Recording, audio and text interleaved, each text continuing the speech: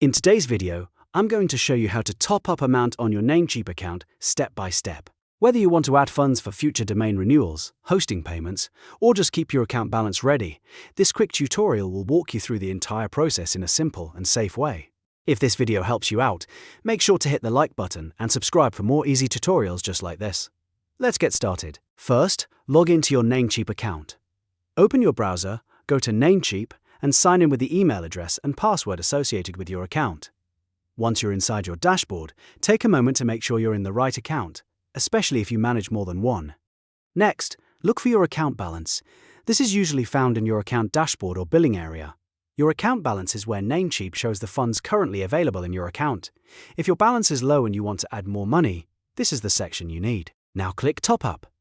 This will start the process of adding funds to your Namecheap balance. Once you click it, Namecheap will ask you how much you want to add and how you want to pay for it. After that, choose your preferred payment method. You can usually select a card or PayPal, depending on what Namecheap offers in your region and what payment options are available on your account. Pick the method that is easiest for you and works best for your billing setup. Once you've selected your payment method, click Next. This takes you to the amount entry screen, where you can define exactly how much you want to load into your account balance. Now enter the amount you want to add. Be careful here and make sure the amount is correct before moving forward. If you only need a small top-up for future purchases, enter that amount. If you want to pre-fund your account for future purchases, enter the total you want available. After entering the amount, click Next again. Namecheap will now bring you to the Payment Details page. This is where you'll enter your payment and billing information, so make sure everything is accurate and matches your payment method. Fill in your card details or PayPal information, depending on the option you selected earlier. If you're using a card, double-check the card number, expiry date, CVV and billing address. If you're using PayPal, make sure you're signed into the correct PayPal account before confirming.